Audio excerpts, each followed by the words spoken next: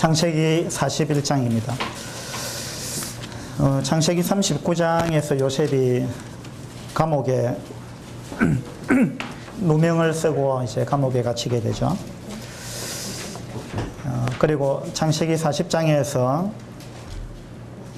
약간의 이제 감옥에서 풀려날 것 같은 희망이 보였습니다만은, 그러나 창세기 40장 끝에 보면은 40장 23절에 술 맡은 왕이 요셉을 기억하지 못하고 그를 잊었더라. 이렇게 해서 창세기 40장이 절망 가운데 끝이 납니다. 한 가닥 희망을 품었지만은 그 희망이 무너졌습니다. 41장 1절입니다. 만 2년 후에 바로가 꿈을 꾼 적 자기가 나일 강가에 서 있는데, 40장에서는 이제 술 맡은 관원장이 요셉을 까마득히 잊었다. 이렇게 끝났는데 41장 시작은 만 2년 후에 이렇게 시작합니다. 만 2년 후에. 술 맡은 관원장이 요셉을 잊은 지가 만 2년이 지났다는 겁니다. 이 술 맡은 관원장은 요셉을 잊었는데 하나님은 잊지 않았습니다. 그죠? 그래서 하나님은 만 2년 후에 드디어 무언가를 하십니다. 뭘 하셨습니까? 바로로 하여금 꿈을 꾸게 하셨습니다. 하나님은 무언가 일을 하시는데 우리가 생각지 못한 여러 가지 계획을 하나님은 갖고 계시고 그 일들을 하나님은 이루어 가십니다. 바로가 꿈을 꾼 것도 하나님이 꾸게 하신 거예요. 바로가 꿈을 꾼 그 꿈의 내용도 하나님이 주신 겁니다. 그렇죠? 그리고 이제 바로가 꿈을 꿨는데 이 꿈 때문에 바로는 굉장히 이제 번민을 하게 됩니다. 이 꿈이 심상치 않은 꿈이었거든요. 좀 뭔가 불길한 꿈이었죠. 그래서 이제 바로가 힘들어하고 번민하다가 8절에 보시면요. 아침에 그의 마음이 번민하여 사람을 보내어 애굽의 점술가와 현인들을 모두 불러 그들에게 그의 꿈을 말하였으나 그것을 바로에게 해석하는 자가 없었더라. 그래서 바로가 이제 꿈 때문에 번민을 하다가 애굽에 있는 점술가들을 불러가지고요, 이 꿈을 좀 해석을 해봐라 그랬습니다. 근데 이제 어떤 점술가도 이 꿈을 해몽을 못하는 거예요. 이 왕궁에 출입하는 점술가 같으면은 보통 실력이 아닐 텐데, 그죠? 나중에 이제 모세가 바로 앞에 갔을 때 점술가들이 지팡이를 가지고 뱀을 만들기도 하고 막 이러했던 사람들이잖아요. 어쨌든 능력이 있는 사람들인데 이 점술가가 이 꿈을 전혀 해몽을 못합니다. 그 다음에 현인들을 불렀다 그랬죠.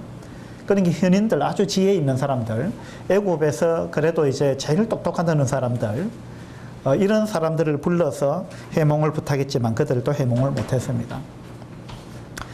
이렇게 해몽을 못하게 한 것도 하나님의 아마 어떤 손길이 있었을 것으로 이렇게 생각이 되는데, 그렇게 해서 이제 해몽을 못하니까 술 맡은 관원장이 요셉을 드디어 생각하게 된 것입니다. 이 술 맡은 관원장이 2년 동안 요셉을 전혀 생각지 못하고 있었던 것, 이것도 이제 하나님의 손길이었을 겁니다. 그러니까 이런 걸 우리가 보게 될 때 하나님은 우리가 알게 모르게 하나님은 우리를 위해서 많은 일을 하신다는 겁니다. 예. 지금도 하나님은 여러분들을 위해서 무언가 하고 계십니다. 우리가 눈치 못 챌 뿐이고 알지 못할 뿐이지만 하나님은 저와 여러분을 위해서 지금도 하나님은 무언가 일을 하십니다. 그리고 하나님의 때가 있는 거예요. 지금 요셉이 종으로 팔려가고 그 다음에 감옥에서 풀려나기까지 13년이 흘러갔잖아요. 그리고 이제 감옥에서 술 맡은 관원장한테 부탁을 했는데 그 사람이 만 2년을 잊어버렸습니다. 감옥에서 2년은요, 바깥에서 한 20년 정도에 해당할지 모르겠어요. 요셉이 아마 그렇게 느꼈을 겁니다. 군대에서 2년은 2년의 시간은 굉장히 더디게 가죠. 바깥에서 2년은 금방 지나가는데 감옥에서 2년은 아마 굉장히 요셉에게 있어서 힘든 시간이었을 겁니다. 그렇지만 하나님은 그 정하신 때가 있는 겁니다. 하나님의 때가 사실은 가장 좋은 때입니다. 그죠? 근데 이제 요셉이 이렇게 억울한 누명을 쓰고 노예도 되고 죄수의 신분도 되고 그것도 죄수도 좀 뭡니까 그 좋지 않은 죄수잖아요. 제명이 강간 미수범이에요. 그런 이제 누명을 쓰고 죄수로 이렇게 이제 있는데 어쨌든 이렇게 해서 13년을 보냈는데 하나님이 왜 이렇게 13년 동안이나 요셉한테 이런 어려운 일을 주셨을까요? 이것이 우리를 힘들게 하는 것이 하나님의 본심일까요? 우리도 살아가면서 하나님 내가 구원받았으면 이제 내가 하나님의 자녀가 되었는데 그러면 하나님이 나한테 이제 복을 쏟아 부어 주셔야지 왜 나한테 이런 어려운 일들이 생깁니까? 이렇게 이제 생각할지 모릅니다. 우리 그리스도인들도 많은 어려움을 경험하잖아요. 그래서 하나님 왜 하필 나한테 이런 어려움을 주십니까? 하나님 도대체 나를 사랑하시는 게 맞습니까? 나를 잊어버린 거 아닙니까? 이렇게 생각할지 모르지만 하나님은 절대 그런 분이 아닙니다. 여기 손 넣고 우리 예레미야 애가서를 한번 봅시다. 예레미야 애가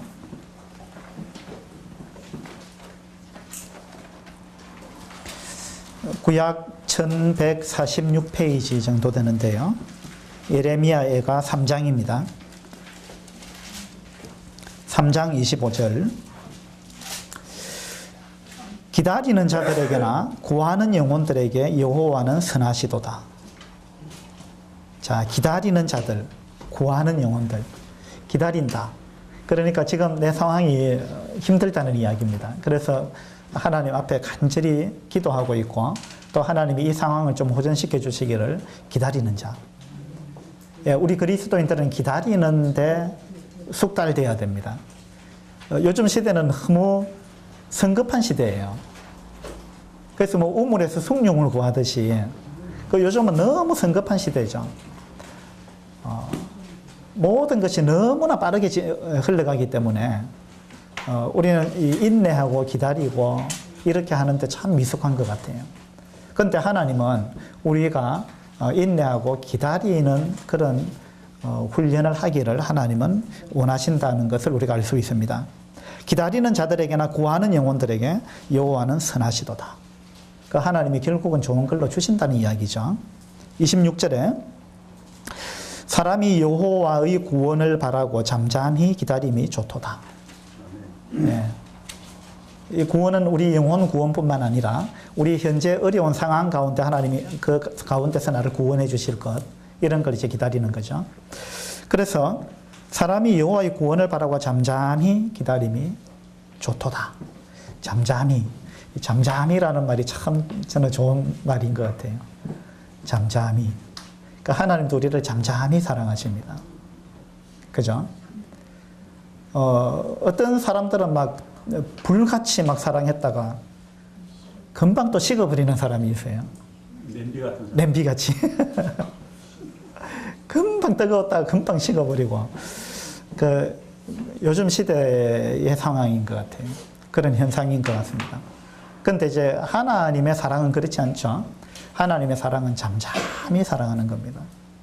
그냥 어떤 일이 있어도 우리가 하나님을 많이 실망시켜드려도 하나님은 그래도 잠잠히 사랑한다는 거예요. 우리의 행위에 따라서 하나님의 사랑이 막 요동을 치는 게 아니라는 거죠. 하나님의 사랑은 일정하다는 겁니다. 잠잠하게. 그래서 하나님도 우리를 잠잠히 사랑하시기 때문에 우리도 그래야 됩니다. 우리도 하나님을 절대적으로 신뢰하고 내 상황이 내가 마치 죽을 것 같은 그런 상황이라 할지라도 어떻게 일이 하는 일마다 이렇게 안 풀리느냐 이런 생각이 들지라도 하나님은 우리를 사랑하십니다. 그리고 하나님은 정해놓은 때가 있는 거예요. 지금은 내가 나서서 너를 어떻게 건져줄 때가 아니다. 하나님은 그렇게 생각하시는 겁니다. 가장 좋은 때 하나님 우리를 건져주시는 것입니다. 27절에 보면 사람은 젊었을 때에 멍에를 매는 것이 좋으니 이렇게 나와 있습니다. 젊었을 때에 멍에를 매는 것이 좋다. 하나님이 쓰시는 사람들 보면 다 하나님이 이렇게 다룹니다. 하나님이 처음에는요 어려움을 주십니다. 처음에 어려움 없이 그냥 좋은 자리에 앉거나 크게 쓰임을 받거나 이런 경우는 잘 없습니다. 하나님은 계속해서 사람한테 어려움을 주시는데 그 이유는 그 사람을 다듬기 위해서 그러는 겁니다. 다듬기 위해서. 그 요셉도 하나님이 다듬어야 될 필요가 있었느냐? 어떤 사람은 요셉은 성경에 나오는 인물 중에서 가장 흠이 없는 사람이다. 흠을 발견하기 어려운 사람이다. 이렇게 이야기하는데 그런 요셉한테도 하나님이 요셉을 단련해야 될 필요가 있었을까요? 어떻게 생각하세요? 예. 요셉도 인간이잖아요. 그리고 요셉도 많은 약점이 있고 또 위험성을 갖고 있는 사람입니다. 그가 갑자기 애굽의 총리가 됐다면은요. 다시 말해서 이런 어떤 연단의 과정을 거치지 않고 애굽의 총리가 되었다면 그가 얼마나 기고만장할지 모릅니다. 교만해가지고요. 높은 자리에 있는 사람이 교만하면은요. 그 아래 사람이 괴롭습니다. 그리고 하나님의 사람이 교만하면은 하나님의 일을 그르치는 거예요. 그래서 하나님이 크게 쓰시는 사람이 있어서 사실은 굉장히 겸손해야 됩니다. 지금 한국의 기독교가 많은 욕을 먹고 있는 것이 기독교 지도자들이 겸손하지 못해서 그렇습니다. 그래서 자기가 뭔가 능력을 가지고 뭘 하는 것처럼 자기가 뭔가 된 것처럼 그렇게 교만하기 때문에 사실은 기독교가 굉장히 욕을 먹고 있습니다. 그래서 하나님은 요셉을 크게 쓰기 위해서 요셉을 지금 단련하고 계시는 겁니다. 여러분한테 뭔가 지금 어려움이 있다면 하나님이 나를 귀하게 쓰시려고 지금 나를 다듬고 계시는구나. 나를 연단하고 계시는구나. 이렇게 생각하시는 것이 좋습니다. 사람이 젊었을 때 멍에를 매는 것이 좋다. 젊어서 고생은 사서도 한다 이런 이야기를 하잖아요. 그래서 특별히 우리 청년들 여러분 뭐 요즘 시대가 뭐 헬 조선이다 이런 말도 하고 뭐 흙수저가 어떻고 뭐 금수저가 어떻고 뭐 이런 이야기도 하던데 요즘 청년들은 너무나 힘들다. 어른들은 청년 때 고생해야 된다. 그리고 열심히 하면 열심히 노력하면은 결국은 빛을 본다. 뭐 그렇게 이야기하는데 요즘 청년들은 노력이라 안 하고 노력 이러더라고요. 맞죠? 노력. 아무리 노력해도 흙수저로 태어나가지고 희망이 없다. 이제 그런 이야기를 청년들이 지금 많이 하고 있습니다. 참 청년들이 굉장히 어려운 시대를 사는 건 맞는 것 같아요. 근데 하나님의 계획이 있습니다. 여러분 그걸 청년들은 믿으셔야 됩니다. 하나님은 여러분한테 그런 어려운 환경을 주시는 이유가 있습니다. 그리고 언젠가 하나님의 때, 여러분이 생각하는 때가 아니고 하나님의 때, 하나님의 때에 그 문제를 하나님께서 가장 좋은 방법으로 해결해 주실 것입니다. 그렇다면 지금 현재 여러분 어떻게 해야 되겠어요? 잠잠히 기다려야 되는 거예요. 잠잠히 기다리는 것이 좋다. 잠잠히 기다려야 됩니다. 그럼 잠잠히 기다리면서 뭘 해야 돼요? 아무것도 안 합니까? 그건 아니죠. 잠잠히 기다리면서 현재 주어진 일에 성실한 거예요. 그것이 요셉의 모습입니다. 우리는 요셉한테 이제 그걸 배워야 되죠. 28절에 보면요. 혼자 앉아서 잠잠할 것은 주께서 그것을 그에게 메우셨습니다. 왜 잠잠해야 되느냐? 지금 그 어려운 상황을 주께서 주셨기 때문이다. 이런 이야기예요. 주께서 주셨다. 우리 그리스도인은 이와 같은 사고방식을 가져야 됩니다. 나한테 무슨 일이 생기면 이거 누구 때문에 그렇다 하고 우리는 흔히 그렇게 생각하기 쉬운 거죠. 이거는 누구 때문이다. 어떤 누구 때문에 내가 피해를 지금 당하고 있다. 그러면서 그 사람을 향해서 막 이를 갈죠. 그거는 보통 사람이 하는 거예요. 우리 그리스도인은 그렇게 해서는 안 됩니다. 그리스도인은 어떻게 해야 됩니까? 누구 때문에 나한테 어려움이 왔다 할지라도 우리는 어떻게 생각해야 되는 거예요? 하나님이 나한테 이와 같은 환경을 허락하셨다. 하나님의 뜻이 있기 때문에 그리고 나를 위해서, 나를 더 다듬기 위해서 하나님이 이와 같은 일을 주셨다, 허락하셨다. 그렇게 생각하는 것이 그리스도인의 올바른 사고방식입니다. 요셉이 그렇게 생각했죠. 그리고 성경에 나오는 위대한 인물들은 다 그와 같은 마음을 항상 갖고 있었습니다. 다윗도 그랬잖아요. 다윗이 사울 때문에 얼마나 힘들었습니까? 근데 다윗이 사울을 원망했거나 사울을 죽이려고 했거나 그렇게 안 했잖아요. 다윗은 기다렸습니다. 잠잠히 기다렸습니다. 하나님이 정하신 때를 기다린 거예요. 그러면서 현재 자기가 할 바를 하는 거예요. 자기는 현재 권위 아래에 있기 때문에 그 권위를 존중하는 겁니다. 다윗은 사울을 그 권위를 존중해 줬습니다. 하나님은 우리가 이와 같은 것들을 배우기를 원하십니다. 29절에 보시면 그대의 입을 땅에 티끌에 댈지어다. 그대의 입을 땅에 티끌에 대라. 그러니까 최대한 낮아져라라는 이야기입니다. 그러면서 나는 참 아무것도 아니구나. 이런 걸 배우라는 겁니다. 나는 정말 티끌과 같은 존재구나. 그리고 모든 것은 하나님으로부터 말미암는 거구나. 하나님이 주권자구나. 이런 걸 배우라는 거죠. 겸손을 배우지 못하면은요, 하나님께 쓰임받지 못합니다. 교회에도 구원받은 지 오래됐는데 그런데도 불구하고 겸손을 배우지 못한 사람들이 가끔 있습니다. 그런 사람이 있으면 상당히 힘들어져요. 예.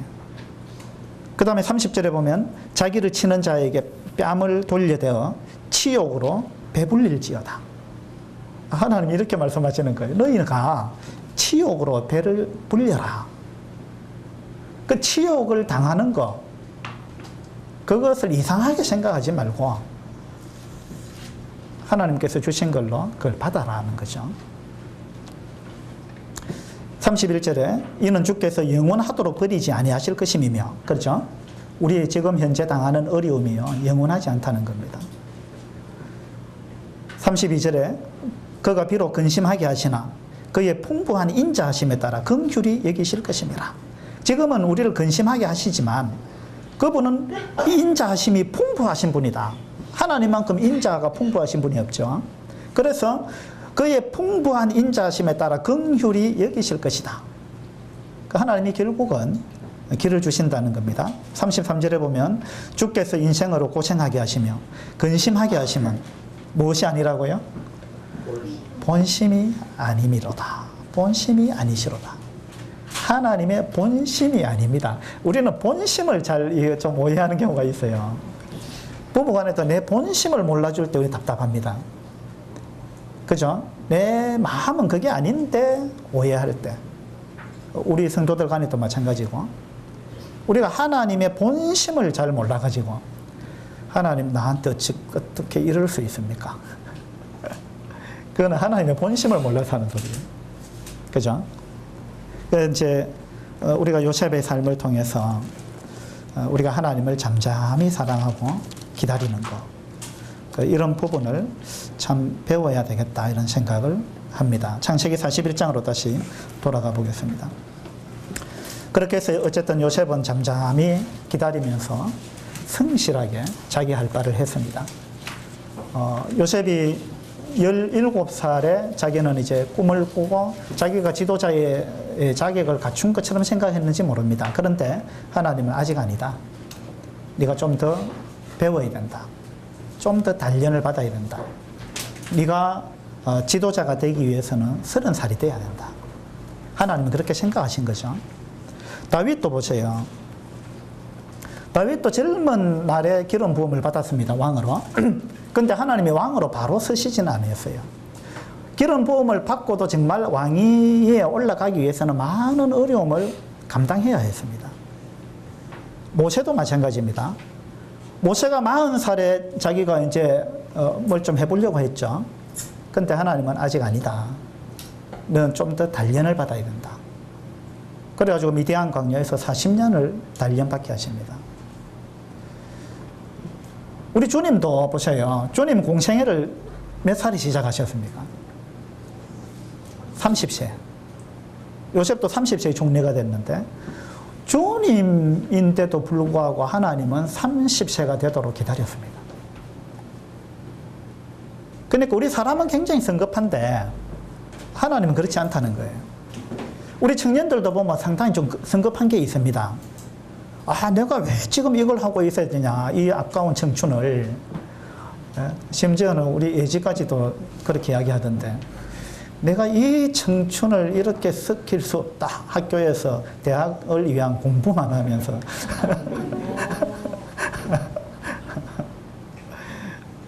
그 말 상당히 일리는 있어요.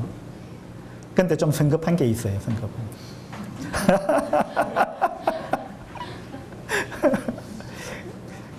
우리 청년들도 내가 왜 학교에서 이런 공부를, 대학교에서도 이런 공부를, 어려운 공부를 해야 되느냐, 이거 나중에 써먹을 수 있느냐, 이거 주님 섬기는데 무슨 도움이 되느냐, 또 이렇게 생각하는 청년들도 있잖아요.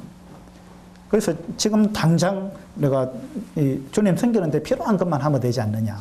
그렇지 않습니다. 우리가 주님을 잘 섬기기 위해서는요, 여러 가지가 필요합니다. 또 주님이 일을 한다는 것은 이거는 종합예술입니다. 한 가지만 알아가 되는 게 아니에요. 어떤 한 분야만 알아가 되는 게 아니죠.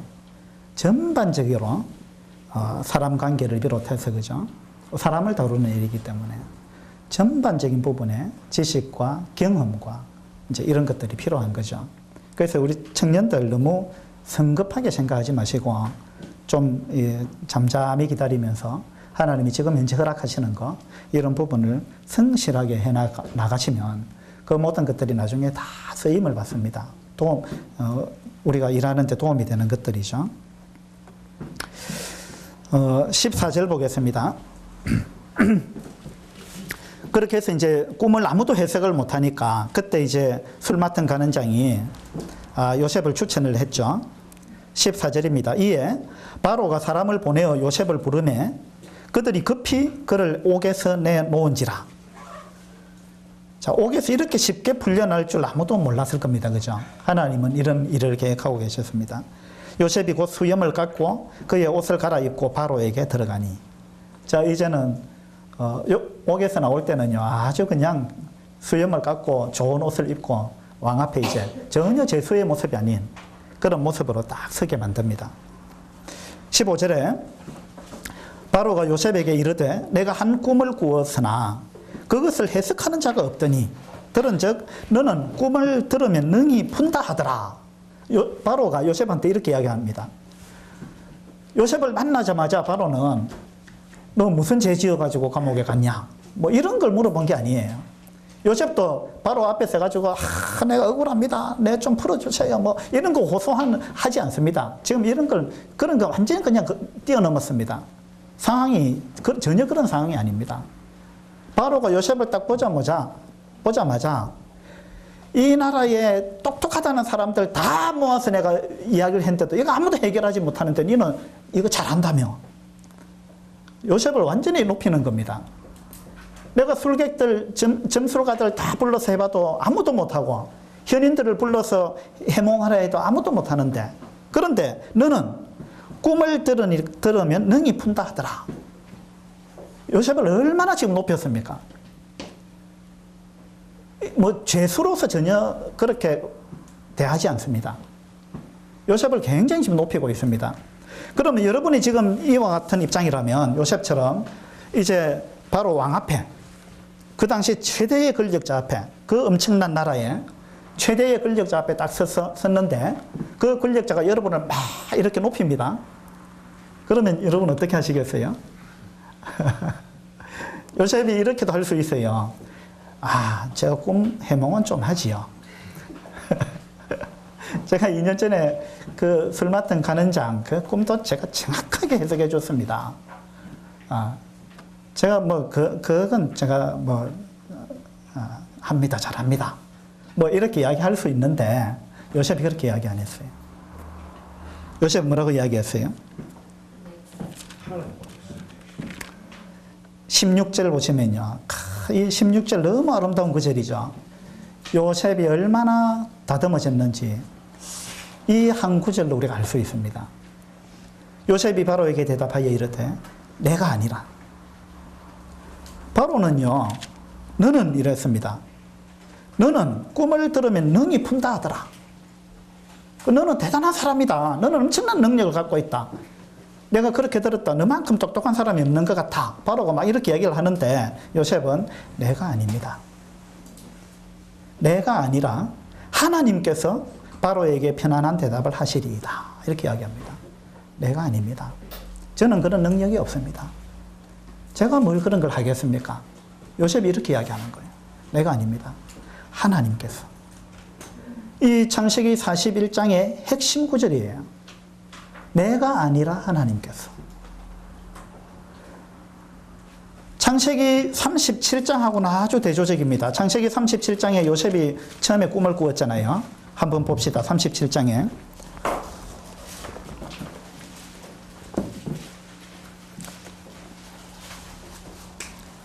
(37장이죠) 요셉이 17살 때 꿈을 꾸었습니다. 그리고 37장에 17살일 때 요셉의 행동을 보면요. 2절에 야곱의 족보는 이러하니라. 요셉이 17세의 소년으로서 그의 형들과 함께 양을 칠 때에 그의 아버지의 아내들 빌하와 실바의 아들들과 더불어 함께 있었더니 그가 그들의 잘못을 아버지에게 말하더라. 17살 때 요셉의 모습은요, 정의의 사람은 맞습니다. 근데 요셉은 아직까지는 더 다듬어져야 돼요. 예, 고자질 하는 사람이에요. 아직까지는. 그 고자질 하는 게 뭐가 잘못됐느냐? 그건 뭐, 원칙적으로 따지면은 좋은 일이죠. 그죠? 잘못된 일은 아니에요. 근데 인생이 그런 건 아니잖아요. 인생을 좀 더 살아봐야 되는 거죠. 요셉은 17살 때는 자기는 어쨌든 옳으냐 그러냐 이런 부분에 관심이 많았습니다. 옳고 그런 것이 인생의 전부는 아니고요. 그것이 인생의 최대 가치는 아닙니다. 안 그래요? 우리도 살아가다 보면은요, 옳고 그런 걸 굉장히 민감하게 따지는 사람들 만나는데, 물론 옳고 그런 거 중요하지만, 그러나 그게 전부는 아닌 거죠. 그것이 틀린 줄 알면서도 받아줄 줄 알고, 그죠? 내가 옳지만 져줄 줄도 알고, 그게 이제 성장한 사람이에요. 그것이 잘못된 줄 알면서도 따지지 않고 용납해주고 사랑해주고 받아주고, 이게 성장한 사람이에요. 요셉은 17살 때는 아직 그 정도 이제 상황은 안 되는 겁니다. 요셉이 그 정도 인격은 안 되죠. 그래서 이제 고자질하고 일러 바치고 막 이런 거 잘했습니다. 그 다음에 5절에 보면 요셉이 꿈을 꾸고 자기 형들에게 말하며 그들이 그를 더욱 미워하였더라. 요셉은 행동으로 보면은 자기 형들보다 요셉이 훨씬 더 깨끗한 삶을 산 건 맞는데, 이 당시에도. 그런데 그것 때문에 형들한테 미움을 받았다는 거예요. 옳은 삶을 살면서도 남들한테 미움받지 않는 것, 그게 이제 성숙한 사람입니다. 그죠? 그래가지고 이제 형들한테 미움을 받았는데 6절에 보면 요셉이 그들에게 이르되 청하건대 내가 꾼 꿈을 들으시오. 저희 37장은요 41장에서 바로가 이야기한 거하고 비슷합니다. 바로가 요셉을 보고 치켜 세우면서 너는 꿈을 능히 푼다 하더라. 너는 너한테 능력이 있다 하더라. 하면서 요셉을 세우려고 했는데, 근데 요셉은 내가 아닙니다 이랬죠. 근데 37장에서는 요셉은 그런 태도가 아니에요. 37장에서 요셉은 내가 꿈을 꿨는데 내 꿈을 한번 들어보세요. 이렇게 이야기합니다. 9절에도 보세요. 요셉이 다시 꿈을 꾸고 그의 형들에게 말하여 이르되 내가 또 꿈을 꾼즉, 이러면서 37장은 요셉이 자기를 강조하고 있습니다. 나는 형들하고 다릅니다. 내가 꿈을 꿨는데 내 꿈이 어떤 꿈인지 한번 보세요. 이렇게 이야기합니다. 8절에 보면 그의 형들이 그에게 이르되 네가 참으로 우리의 왕이 되겠느냐, 참으로 우리를 다스리게 되겠느냐 하고 그의 꿈과 그의 말로 말미암아 그를 더욱 미워하더니 이랬습니다. 그의 꿈뿐만 아니라 무엇 때문에 요셉을 미워했다 그랬어요? 그의 말로 말미암아. 요셉이 아직까지 말을요, 자기는 정직하게 한다고 했는데 내가 뭐 틀린 말 했느냐 이렇게 생각할지 모릅니다. 요즘도 나는 바른 말밖에 못한다 이런 사람들 만나봤는데, 자기는 바른 말 한다고 했는데 듣는 사람은 굉장히 기분 나쁜 거예요. 그래서 보세요. 엄마가 아기를 얻고 왔는데 애가 왜 이렇게 까매요? 이러면은 자기는 바른 말 했어요. 애가 얼굴이 까매니까 자기는 왜 이렇게 까매요? 하고 바른 말 했습니다. 근데 그게 좋은 말은 아니잖아요. 그 경우에 맞는 말은 아니잖아요. 그죠? 네. 아이고, 애가 완전히 막 달덩이 같네요. 이래야지. 그러면은. 그러니까 이걸 이제 거짓말이라고 이제 주장을 하는 사람들이 있는 거죠.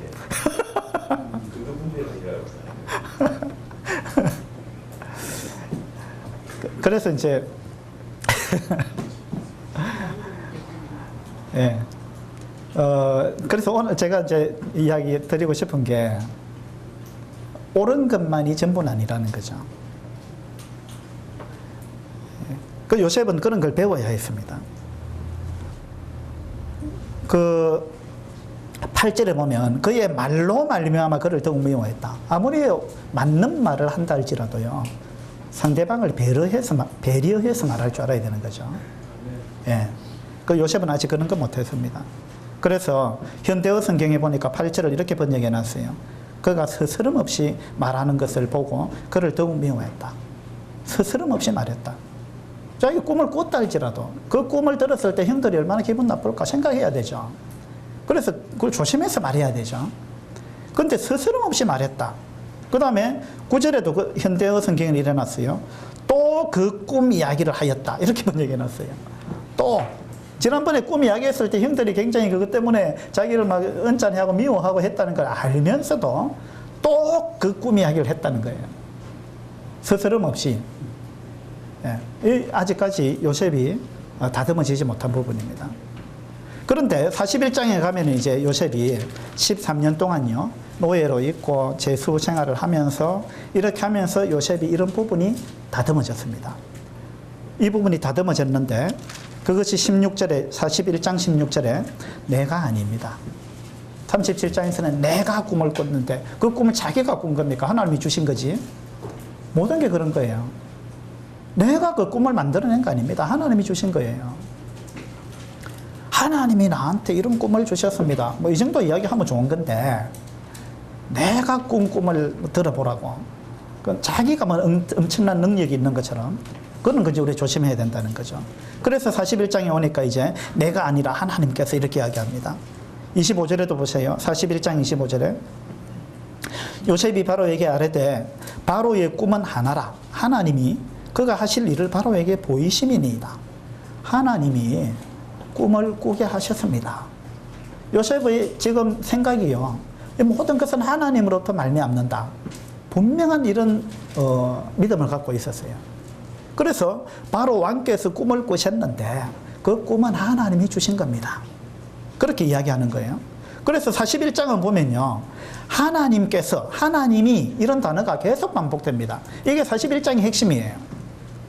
하나님이 그가 하실 일을 바로에게 보이심이니이다. 그러니까 왕이 꿈을 꾼 것은 하나님이 주신 거고 그 꿈을 그리고 하나님이 이 애굽을 어떻게 앞으로 애굽을 어떻게 하나님이 다스리실 것인지 그걸 보여주신 거다.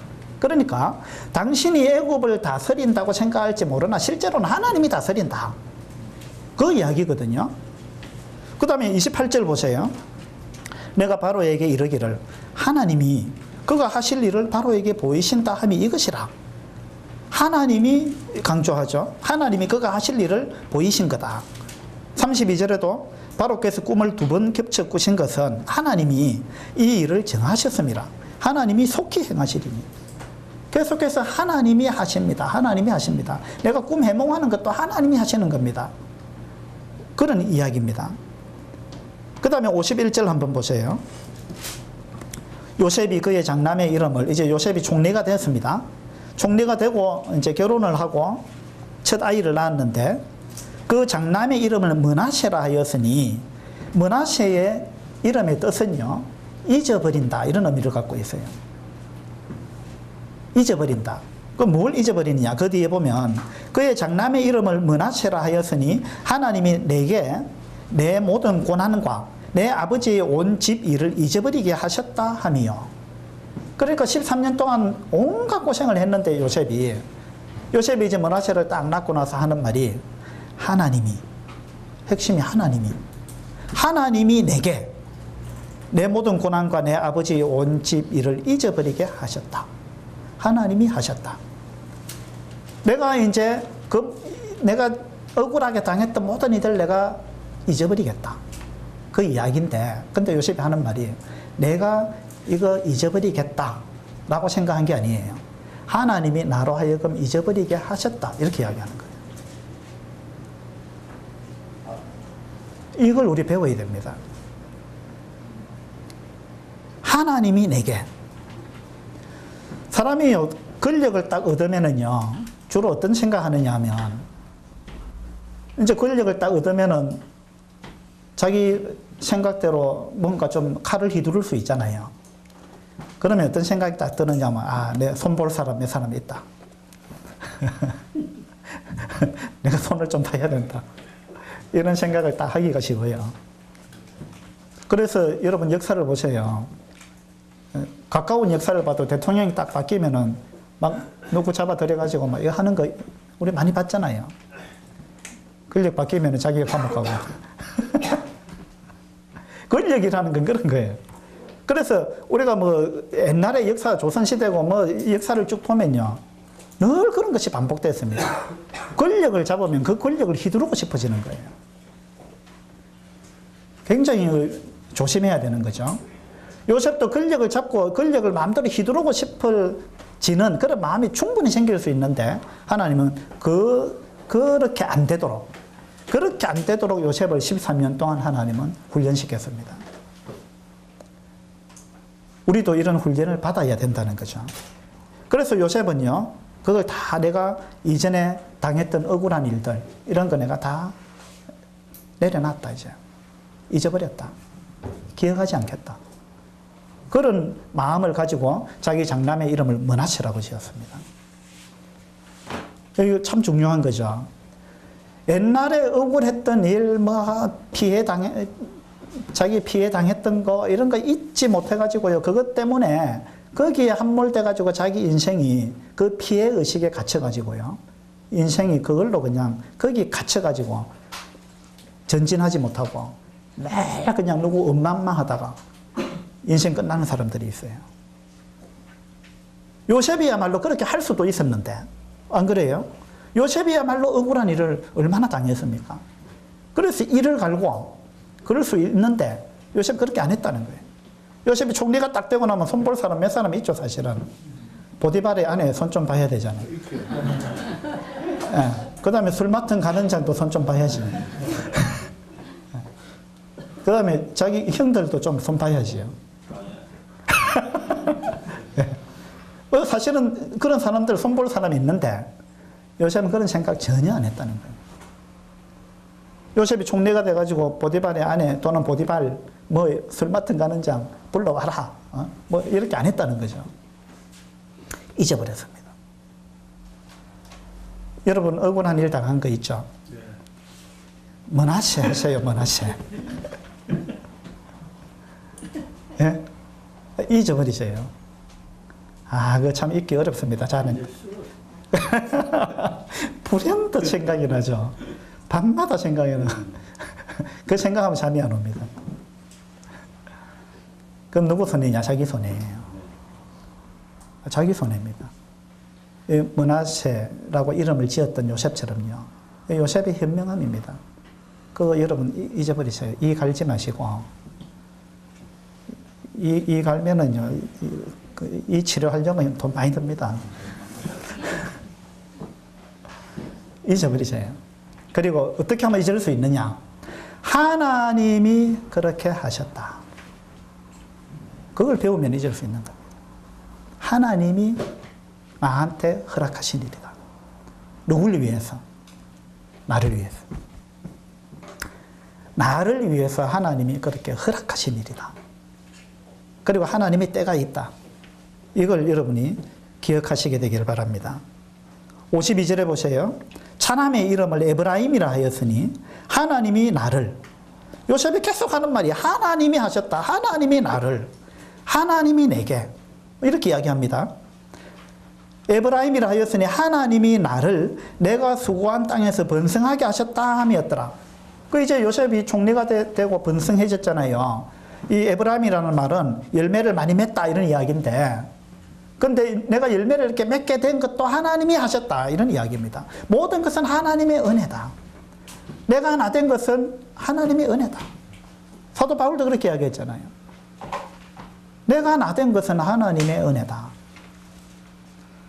내가 잘 돼도 하나님의 은혜고, 내가 지금 상당히 막 너무 어려워도 죽을 것 같은 상황에 처했을지라도 그것도 하나님이 하신 거고, 이걸 인정하는 게 이게 정말 성숙한 그리스도인입니다.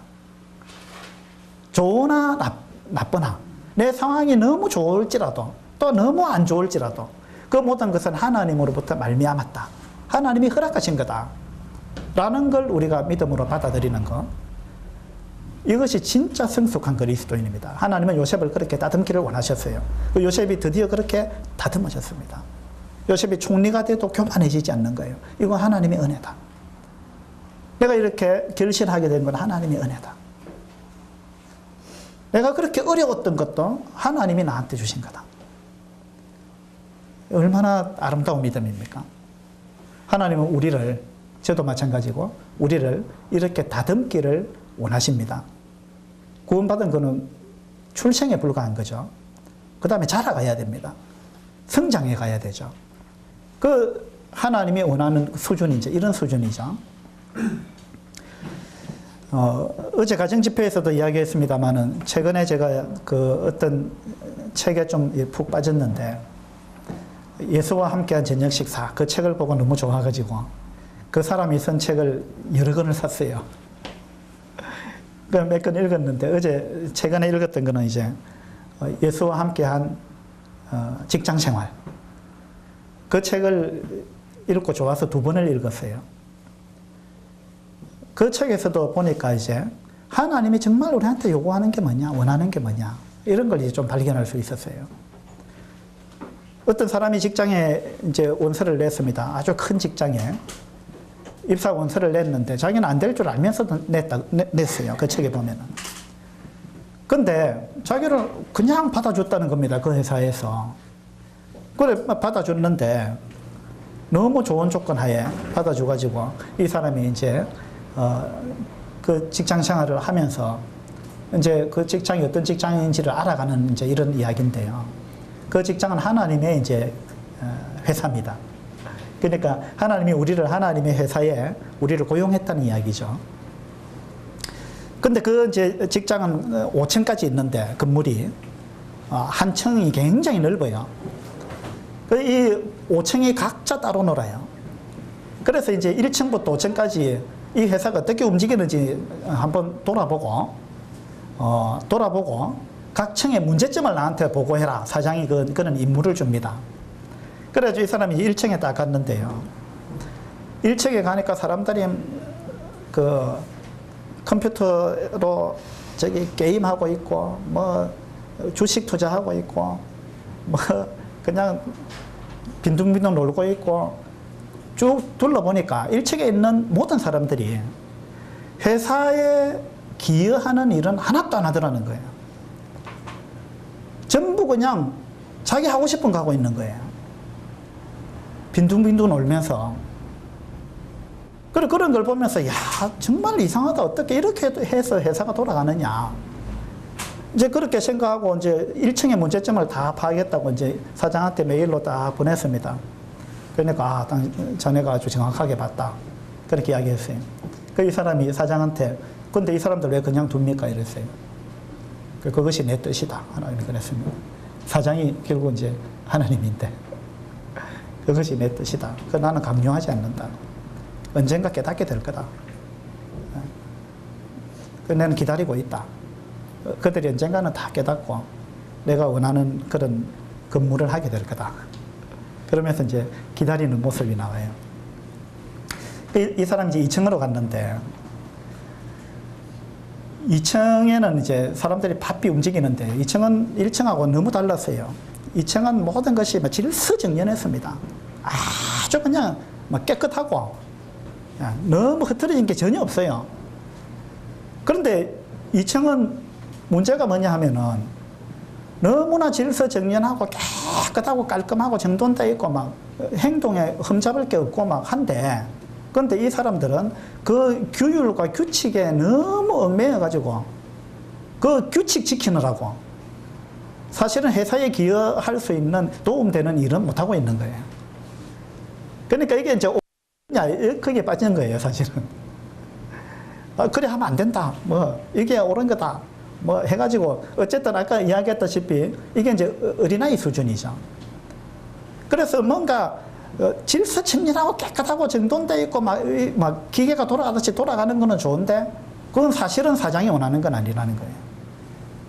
그 회사에 도움이 안 된다는 겁니다. 그게 이제 2층의 문제점이었어요. 3층에 가니까 3층도 이제 열심히 일을 하는데 정말 열심히 하는데 가만히 보니까 각 부서마다 따로 놀아요. 각 부서마다 뭔가 목표점이 일치를 안 한다는 거예요. 그래서 왜 이 부서는 이렇게 합니까? 물으니까 이게 아마 우리 사장이 가장 원하는 것일 겁니다. 저쪽 부서에 가서 물으면 이렇게 하는 것이 사장이 가장 기뻐할 것입니다. 이렇게 생각하는데 나중에 다 이제 다른 생각을 갖고 있어요. 열심히 하는데 사장을 기쁘게 하려고 회사에 도움이 되려고 열심히 하는데 근데 너무 다른 거예요. 각 부서마다. 그래서 사장한테 가서 물어봤습니다. 이 사람들이 이렇게 하면 사장님이 기뻐할 거라고 이야기하는데 사장님 생각은 어떻습니까? 내 생각하고는 좀 다르다. 사장님 생각은 그 사람들은 그렇게 하면 내가 기뻐할 줄 생각하는데 나는 그거 그래 한다고 기쁜 게 아니다. 그러니까 뭐냐면 나름대로 신앙생활 잘 할 거라고 자기 인생을 잘 살 거라고 나름대로 막 열심히 하는데 그런 사람들 많습니다. 이게 종교인들이잖아요. 그 열심히 하는데 하나님 볼 때는 그 전혀 도움이 안 되는 거예요. 3층은 그렇게 이제 보내고 있었어요. 4층에 올라가니까 4층 사람들은 진짜 더 열심히 일했어요. 막 엄청나게 열심히 일하고 그들은 그냥 막 행복해 보이고 막 항상 웃고 다니고 그리고 막 구호를 외치고 막 플랜카드 막 곳곳에 붙여놓고 막 그렇게 하는데 그리고 그들은 막 행복하다고 이야기를 해요. 그래 이야기하는데 나중에 보니까 정말 행복한 게 아니고 세뇌된 것 같은 그런 거 있잖아요. 북한에서 우리 뭐 행복하다고 우리나라 최고다 하는데 구호잖아요, 구호. 그러니까 이제 구호뿐인 삶을 사는 그리스도인이 될 수도 있다는 거죠. 우리가 최고다 이러면서 우리는 행복하다 하는데 실제로는 그렇지 않은 거예요.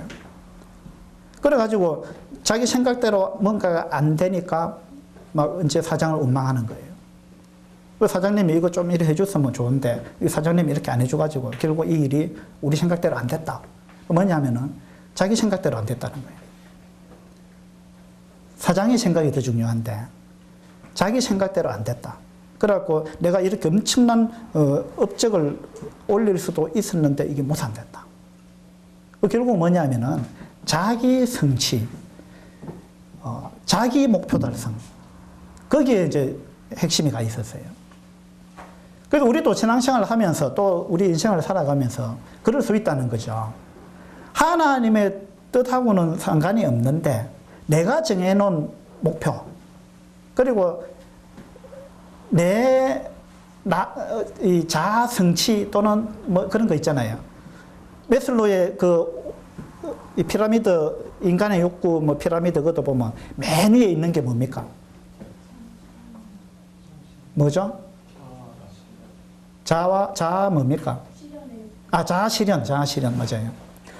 자아 실현의 욕구 이게 가장 최상위 욕구고 가장 고상한 욕구다. 그래가지고 맨 밑에 뭐 생존의 욕구 뭐 이런 건 아주 하위 욕구고 가장 고상한 욕구는 자아 실현의 욕구다. 뭐 이렇게 해가지고 그게 가장 그렇게 자아 실현을 하면 가장 행복한 인생이고 성공한 인생인 것처럼 그 메슬로우라는 학자가 그렇게 이야기했어요. 근데 그건요, 그리스도인에게 있어서는 좀 안 맞는 거예요. 자아 실현이 최고가 아니죠. 그럼 뭐가 최고예요? 하나님의 뜻이 실현되는 게 최고죠. 자아 실현은 결국 내 목표 달성하는 겁니다. 그렇죠? 내 뜻을 성취하는 거예요. 그게 이제 4층의 모습이었습니다.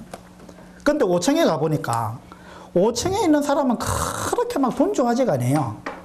그리고 5층에는 막 엄청 넓은데 거기에 사람이 몇 명이 없어요.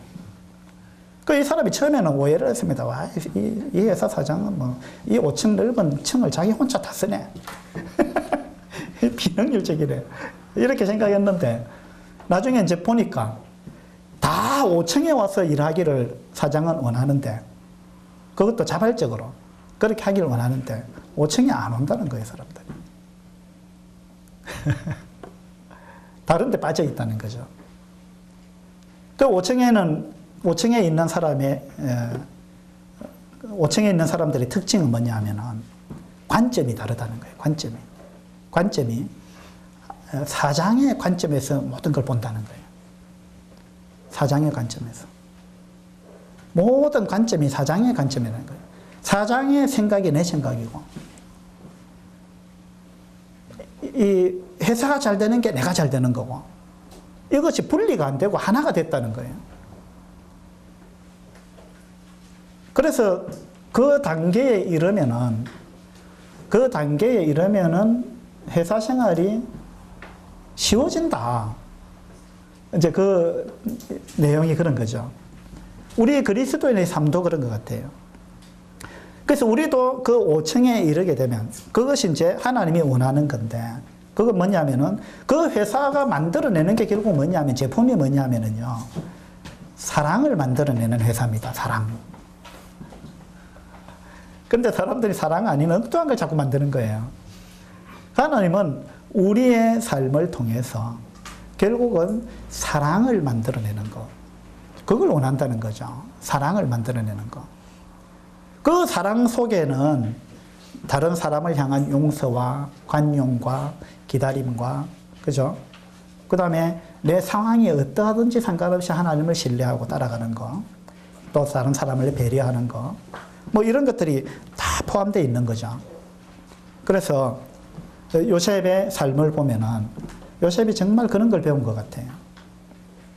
요셉이 드디어 41장에 오니까요. 다른 사람을 배려하는 걸 배웠습니다. 이제 자기 형들을 향해서 고자질이나 하고 자기를 과시하고 그런 게 이제 없어진 거예요. 그래서 요셉이 이제 하는 말은 항상 하나님이 이렇게 하셨다. 내가 아니라 하나님께서. 하나님이 하셨다. 하나님이 잊어버리게 하셨다. 하나님이 나한테 이런 열매를 주셨다.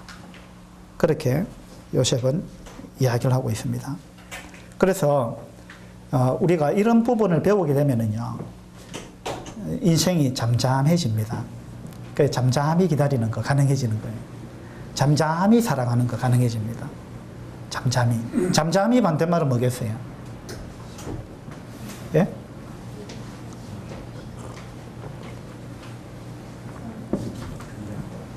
잠잠이라는 말은 일정하게 변함없이 꾸준하게 뭐 이런 말 아니겠어요?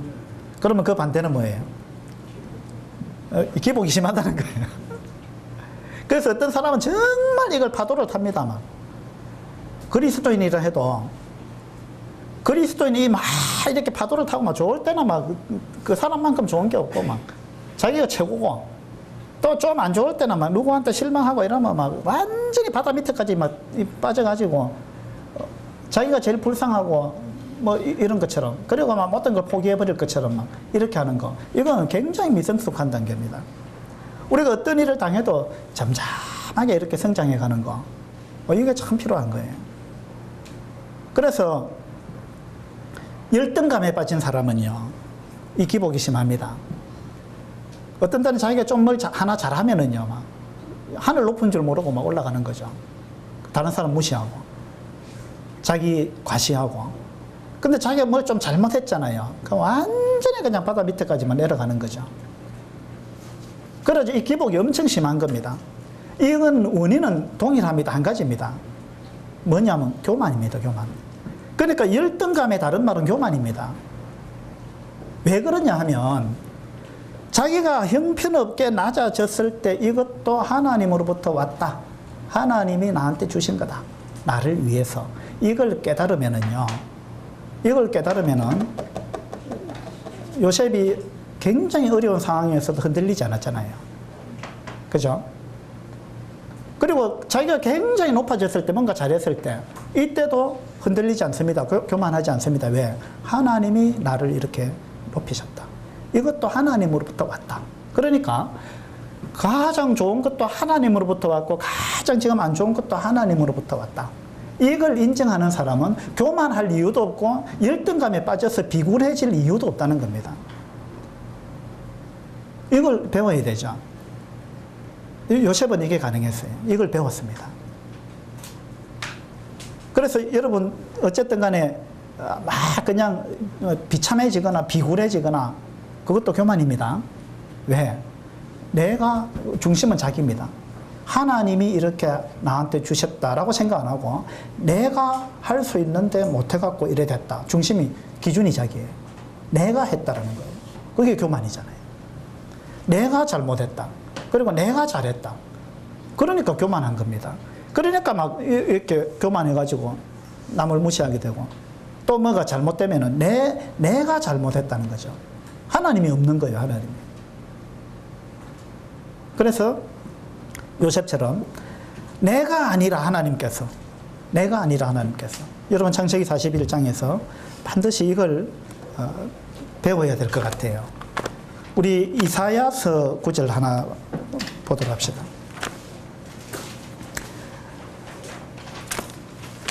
이사야 10장입니다.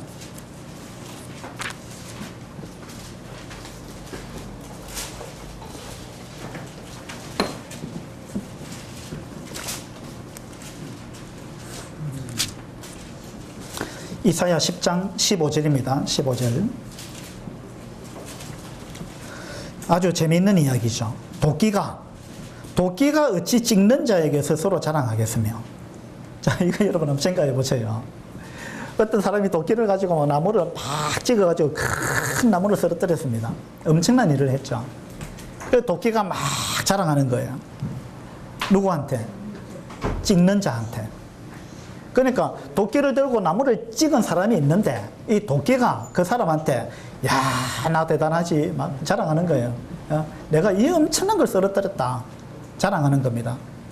누구한테? 그 나무를 쓰러뜨린 사람한테. 그 나무를 쓰러뜨린 건 도끼가 아니에요. 도끼를 들고 내리친 사람한테 있는 거잖아요. 그런데 도끼는 지금 엄청나게 착각하고 있습니다. 자기가 했다고 생각하는 거예요. 실제로는 도끼를 든 사람이 한 거죠. 그죠? 그럼 우리는 도끼고 도끼를 든 사람은 하나님입니다. 그러니까 여러분이 뭔가 엄청난 일을 했을지라도 여러분은 도끼고요. 실제로는 도끼를 들고 휘두른 하나님이 하신 거예요. 그거 뭐냐면 우리는 하나님의 손에 들린 도구에 불과한 거예요. 우리는 도구입니다. 그 내가 잘했을 때 하나님이 나를 들고 이렇게 하셨구나. 이렇게 생각하면 교만해질 이유가 없어요. 그 다음에 누군가가 나를 어렵게 하잖아요. 그때도 마찬가지입니다. 그 사람, 나를 어렵게 하는 그 사람은 하나님의 손에 들린 도구예요. 도구. 하나님이 그 도구를 들고 나를 지금 훈련하고 시키는 거예요. 나를 연단시키는 거예요. 그러니까 그 사람도 하나님의 도구라는 거예요. 나도 하나님의 도구고 나를 어렵게 하는 그 사람도 하나님의 손에 들린 도구라는 거예요. 그 우리는 하나님을 봐야 되는데 자꾸만 그 도구를 우리는 보는 거죠. 도구를. 그래서 도끼가 어찌 그 찍는 자에게 스스로 자랑하겠으며 톱이 어찌 켜는 자에게 스스로 큰치하겠느냐. 어떤 사람이 톱으로 뭘 켰는데 나무를 쫙 갈랐어요. 톱이 막 자랑한다는 거예요. 톱은 자랑할 게 없어요. 그 톱을 들고 켠 그 사람의 능력이죠. 그 다음에 이는 막대기가 자기를 드는 자를 움직이려 하며, 자, 어떤 사람이 막대기를 들고 이렇게 때렸어요. 그러면 막대기를 들었는데 막대기가 자기를 든 사람, 내가 막대기를 들었는데 이 막대기가 자기를 든 사람을 자기가 움직이려고 해요, 막대기가. 이건 이제 만화에서는 가능한 이야기죠. 이렇게 하려고 한다는 거, 이게 인간의 교만입니다. 그죠? 몽둥이가 나무 아닌 사람을 들려 함과 같아 이랬습니다. 이 이야기가 어떻게 해서 나온 거냐 하면 5절에 보세요. 10장 5절에 아수르 사람은 화 있을진저, 하나님이 아수르한테 경고하는 겁니다. 아수르 사람은 화 있을진저 그는 내 진노의 막대기요 그 손의 몽둥이는 내 분노라. 그래서 내가 그를 보내어 아수르를 북이스라엘에 보내갖고 북이스라엘이 멸망했는데 그것이 하나님이 하신 거라는 거예요. 그 아수르는 하나님의 손에 들린 막대기입니다. 진노의 막대기입니다. 하나님이 이스라엘을 징계하기 위해서 아수르라는 도구를 든 거죠. 그렇게 해서 아수르 사람은 화 있을진저 그는 내 진노의 막대기요 그 손의 몽둥이는 내 분노라. 내가 그를 보내어 경건하지 아니한 나라를 치게 하며 내가 그에게 명령하여 나를 노하게 한 백성을 쳐서 탈취하며 노락하게 하였다. 하나님이 하신 거죠. 아수르가 한 게 아니에요. 하나님이 하신 겁니다. 아수르는 도구에 불과했습니다. 그래서 내가 그를 보내었다. 내가 그에게 명령했다. 그는 내 진노의 막대기다. 하나님이 이렇게 이야기합니다. 그런데 7절에 보면요. 아수르는 그렇게 생각 안 했습니다. 6절은 하나님의 생각이고요. 5절 6절은 7절은 아수르의 생각은 그렇지 않았습니다. 그의 뜻은 아수르의 뜻은 이같이 아니하며 그의 마음의 생각도 이같이 아니하고 다만 그의 마음은 허다한 나라를 파괴하며 멸절하려 하는도다. 아수르는 하나님이 이렇게 하시는구나 이렇게 생각 안 했다는 거예요. 자기가 잘해갖고 자기가 강해가지고 그래서 우리가 다른 나라를 이기는구나 이렇게 생각했다는 겁니다. 12절에 그러므로 주께서 주의 일을 시온산과 예루살렘에 다 행하신 후에 아수르 왕의 완악한 마음의 열매와 높은 눈의 자랑을 벌하시리라. 그래서 하나님이 아수르를 벌하겠다 그랬습니다. 이거 주제 파악을 못하고 있다는 이야기죠. 13절에 그의 말에 나는 내 손의 힘과 내 지혜로 이렇게 이야기합니다. 이 요셉이 연단받기 전의 모습입니다. 내 손의 힘과 내 지혜로 이 일을 행하였나니 나는 총명한 자라. 열국의 경계선을 걷어치웠고 14절에 내 손으로 열국의 재물을 얻은 것은 새의 보금자리를 얻음 같고 온 세계를 얻은 것은 내버린 알을 줌 같았으나 날개를 치거나 입을 벌리거나 지저귀는 것이 하나도 없었다. 그러니까 새가 알을 낳았는데 둥지에 알을 낳았는데 어미새가 어디 자리를 비웠어요. 그래 그 있는 알을 내가 얻는 거 너무 쉬운 일이죠. 어미새가 있으면 어미새가 막 달라들 텐데 어미새가 지금 없는데 그 가운데 내가 알을 줍는 것과 같았다. 내가 아수르가 다른 나라를 공략해서 이기는 것이 마치 이와 같았다. 이러면서 아수르가 자기의 능력을 가시했습니다. 이건 교만입니다. 그래서 하나님은 아수르를 징계하겠다 그랬습니다. 그러면서 나온 게 15절이죠. 도끼가 어찌 찍는 자에게 스스로 자랑하겠느냐. 너는 도구에 불과한데 내가 지금 착각하고 있다. 그런 이야기를 하고 있는 것입니다. 여러분 우리는 도구예요. 우리는 하나님의 손에 들린 도구입니다. 그러니까 여러분 잘했다고 우쭐댈 필요가 아무것도 없습니다.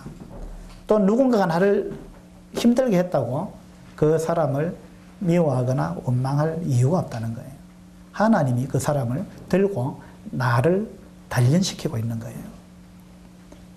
그래서 여러분 이걸 기억하시고 우쭐해하지도 말고 또 열등감에 빠지지도 말고 잠잠히 기다리고 잠잠히 하나님을 사랑하시고 그렇게 하는 우리들이 되면 좋겠습니다. 예, 기도합시다.